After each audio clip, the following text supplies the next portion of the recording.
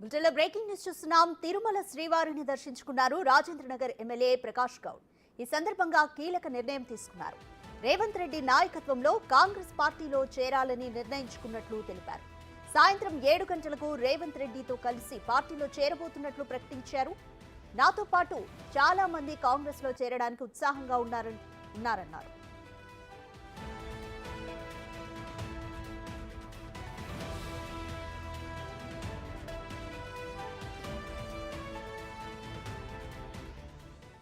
ఇదే విషయానికి సంబంధించి బీఆర్ఎస్ ఎమ్మెల్యే ప్రకాష్ గౌడ్ తో మా ప్రతినిధి దామోదర్ ఫేస్ టు ఫేస్.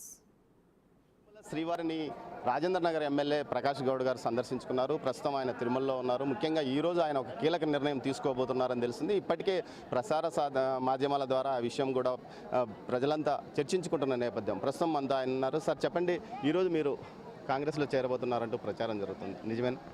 ఈరోజు ముఖ్యంగా కాంగ్రెస్ పార్టీలో నేను రేవంత్ రెడ్డి గారి నాయకత్వంలో పనిచేయని ఆలోచనతో వచ్చినాం. ఎందుకంటే ఈరోజు చూస్తున్నాం, మనం అందరం కూడా ఒక యువకుడు మంచిగా పనిచేస్తున్న ఆలోచనతో చేరాలని ఈరోజు పెట్టుకున్నాం. సాయంత్రం 7 గంటలకు ముఖ్యమంత్రి గారి నాయకత్వం, రేవంత్ రెడ్డి గారి నాయకత్వం చేరాలని పెట్టుకున్నాం. ఎందుకంటే గతంలో కూడా టీఆర్ఎస్ గవర్నమెంట్ ఉన్నప్పుడు కూడా కేసీఆర్ గారు కూడా మంచి డెవలప్ చేయాలనేది పార్టీలో ఉన్న వాళ్ళలో కూడా మేము చాలా సంతోషంగా ఉన్నాం. ఇప్పుడు ఏంటంటే ఎందుకంటే రూలింగ్ పార్టీలు ఉంటే కొన్ని సమస్యలు ఉంటాయి. ఆ సమస్యలను తీర్చుకోవాలంటే రూలింగ్ పార్టీ నుండి చర్చించుకుంటామని చెప్పి ఈరోజు తీసుకోవడం జరిగింది. ఆ నిర్ణయంతో ముఖ్యమంత్రి గారితో కూడా చర్చించడం జరిగింది. నా ప్రాబ్లాలు ఈ విధంగా ఉన్న ఈ ప్రాబ్లాలన్నీ కూడా కొన్ని రైతుల సమస్యలు అవన్నీ సమస్యల మీద తీర్చుకోవడం జరిగింది. ఆ ప్రభుత్వంలో కూడా కొన్ని సమస్యలు తీర్చుకున్నాం. ఏదేమైనా రాజకీయాల్లో మారుతూనే ఉంటాయి అనుకోండి, ఎవరి మీద మనం బురద దుల్లేదు కాదు.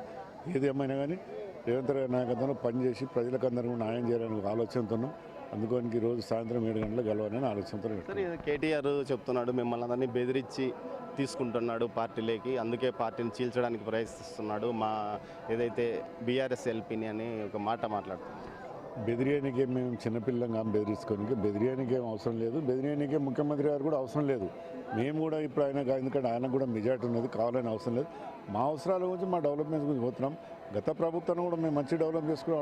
ఆ ప్రభుత్వాన్ని కూడా డెవలప్ చేసుకోవాలని డెవలప్ చేసుకున్నాం. ప్రభుత్వం ఉంటేదంటే కొద్దిగా రైతులకు అంత కొద్దిగా న్యాయం జరుగుతుందని చెప్పి, ఎందుకంటే నా సమస్య నా కాన్స్టిట్యున్సీలో గాన్స్మేగుండ కానీ, బాద్రగుండ కానీ, కొత్తగూడ కానీ ఇవన్నీ కొద్దిగా రైతుల సమస్యలు చాలా ఉన్నాయి. ఆనాడు కొన్ని తీర్చిన టీఆర్ఎస్ ప్రభుత్వాన్ని ఈ ప్రభుత్వం కూడా మొత్తం తీర్చాలనే ఆలోచనతోనే ముఖ్యమంత్రి గారితో చర్చిస్తే అవన్నీ చేద్దాం, మీరు రండి అని చెప్పి నేను చెప్పినాను.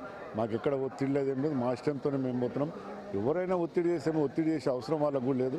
ప్రభుత్వానికి మెజార్టీ ఉన్నది, మెజార్టీ అవసరం. మా ఇష్టంతో సంవత్సరం చూసినాం. మేము కొన్ని సమస్యలు ఉన్నాయి కానీ తీర్చలేకపోయినాం. ప్రజలందరూ కూడా మమ్మల్ని ఒత్తిడి చేస్తున్నారు.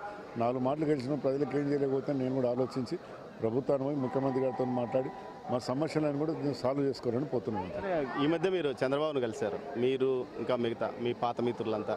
ఆ చంద్రబాబును కలిసిన తర్వాతనే మీరు నిర్ణయం తీసుకున్నారంటూ కూడా బీఆర్ఎస్ వర్గాలు ప్రచారం చేస్తారు. చంద్రబాబు గారు అంత తెలియమంతుడు లేరు లోకం నేను అనుకుంటున్నాను. నేను కలిసిన తర్వాత ఏమన్నా ప్రజలందరూ మంచిగా ఉండాలమ్మా, 2 రాష్ట్రాల్లో ప్రజలు బాగుండాలి, మీరు కూడా బాగుండాలి, ఎక్కడున్నా మంచిగా ఉండండి అన్నాను. కానీ ఆయన ఎక్కడ కూడా పార్టీలకు రావాలి, ఈ పార్టీలకు రావాలి, ఆ పార్టీలకు రావాలని లేదు. తెలుగు ప్రజలు ఎక్కడున్నా 2 రాష్ట్రాల్లో ప్రజలందరూ కూడా బాగుండాలి. మేమందరూ కూడా ఎన్టీ రామారావు పార్టీ పెట్టినాక చంద్రబాబు నాయుడు పనిచేసిన మా రాజకీయ గురువు చంద్రబాబు నాయుడు. అందుకని ఆయన కలవడంలో మాకు చాలా సంతోషం ఉంది. ఆయన చెప్పిన వ్యాఖ్యలు కూడా మాకు ఎంత ఆనందం అనిపించింది. ఇంకా వేరే అయితే మా పార్టీలకు వచ్చేసి రాదు ఏముందని అంటారు. ఆయన అట్లా లేదు, మీరు ఎక్కడున్నా చల్లగా ఉండండి, మంచిగా ఉండండి. ఇప్పుడు నేను కొత్త రాష్ట్రం చేసుకుని నా రాష్ట్రాన్ని బాగా చూసుకోవాల్సి వస్తుంది. దాని తర్వాత ఈ రాష్ట్రాన్ని కూడా చూస్తాను. తెలుగులో 2 రాష్ట్రాలు కూడా బాగుండాలి తెలుగు ప్రజలని. మీరందరూ కూడా చాలా సంతోషంగా ఉండాలి మా గురించి. కానీ ఇక్కడ కూడా ఆయన తినదు, ఆయనకు అలాంటి బుద్ధి లేదు. చంద్రబాబు నాయుడు అంటేనే నాకు బాగా అభిమానం. అందుకని మా నాయకుడు మాకు ఇక్కడ ముఖ్యమంత్రి కావడం చాలా సంతోషమని వచ్చింది. సార్, మీతో పాటే ఒక 18 మంది మొత్తం మీద బీఆర్ఎస్ ఎల్పీలో 18 మంది బయటకు వచ్చే అవకాశం ఉందని ఒక ప్రచారం జరుగుతుంది. అది ఎంతవరకు నిజం? అంటే అది ఎవరెవరు ఇష్టం మనం చెప్పలేము. నా వంతుకైతే నేను ఒక్కనే పోతున్నాను. ఇప్పుడు ఇంకా చాలామంది అంటున్నారు కానీ కొంతమంది ఇప్పటిదాకా 6 మంది 5 మంది పోయి నాతో పోతాం. ప్రజలు ఒకటే కోరుతారండి. ఇప్పుడు ఏంటంటే నాయకులు కూడా మేము ఏం కోరుతామంటే డెవలప్మెంట్ ఆలోచిస్తాం. కొన్ని ప్రభుత్వాలు పడిపోవాలని ఇవ్వడం కూడా ఆలోచించాడు. నేను కూడా కేసీఆర్ గారు కూడా చాలా మంచి పని చేసి దాంట్లో మేము కేసీఆర్ని చెప్పేది అవసరం లేదు. ఈ ముఖ్యమంత్రి గారు కూడా ఏంటంటే యువకుడు రేపు బాగా పనిచేస్తారు, మాకు కోరిక 10 సంవత్సరాలు ఈ గవర్నమెంట్ ఉంటుందని ఒక ఆలోచనతో రావడం జరిగింది. ఎందుకంటే రేవంత్ రెడ్డి కూడా తెలియకలేడు, మంచి పని చేస్తారు, మాకు నమ్మకం ఉంది. ప్రజలకు కూడా మాకు కూడా నమ్మకం ఉంది. ఆ నమ్మకంతోనే పోతున్నాం. అప్పట్లో కేవలం కేటీఆర్, కేసీఆర్, హరీష్ రావు, వీళ్ళు ముగ్గురే కనపడేవాళ్ళు. మిగతా నాయకులు కానీ ఎవరు బయటకు కనపడే పరిస్థితి లేదు. వాళ్ళ గురించి ప్రజలు అనుకునేది. ఇప్పుడు కాంగ్రెస్లో మీకు స్వేచ్ఛ ఉంటుంది అనుకుంటున్నారు? లేదు, కాంగ్రెస్లో ఎందుకున్నారంటే మనము ఒక 4 మాటలు గెలిచిన ఎమ్మెల్యే ఆ విలువ నాకు ఉంటుంది. ముఖ్యమంత్రి గారితో మాట్లాడిన ఏముందంటే ముఖ్యమంత్రి గారు నాకు రాజకీయాలు రాకముందు కూడా మంచి స్నేహితం, మంచి ఒక కుటుంబం నాకు ఉంటాం మేమందరం కూడా. దాంట్లో మాకు ఎలాంటి డౌట్ ఉండదు, బాగుంటుంది, అలాంటిది ఏం లేదు, బాగుంటుంది. Thank you. ఏదైతే ముఖ్యమంత్రి యువకుడు ఉత్సాహవంతుడైన ముఖ్యమంత్రి రేవంత్ రెడ్డి నాయకత్వంలో పనిచేయడానికి తన నియోజకవర్గ రైతుల అభివృద్ధి కోసమే తాను పార్టీ మారడానికి కాంగ్రెస్లో చేరడానికి నిర్ణయం తీసుకున్నాను. ఇందులో ఎవరి ఒత్తులు లేవు. ముఖ్యంగా చంద్రబాబు నాయుడు పేరు చెప్తూ కొంతమంది అనవసర ప్రచారం చేస్తున్నారని, ఆయన చంద్రబాబు నాయుడు ఒక దార్శనికుడు, ఆయన నాయకత్వంలో తాము పనిచేశాము, రాజకీయాల్లో ఆయన వద్ద ఓనామాలు దిద్దుకున్నాము, అందుకే ఆయన కలవడానికి వెళ్ళాం కానీ ఇలాంటివేమీ ఆయన తామకు చెప్పలేదని, భవిష్యత్తులో కూడా ప్రజల యొక్క ప్రయోజనాల కోసం తాను ముందుకు పోతానని ఎమ్మెల్యే ప్రకాష్ గౌడ్ గారు అంటున్నారు. కెమెరా పర్సన్ రాజేష్తో దామోదర్, తిరుమల నుంచి.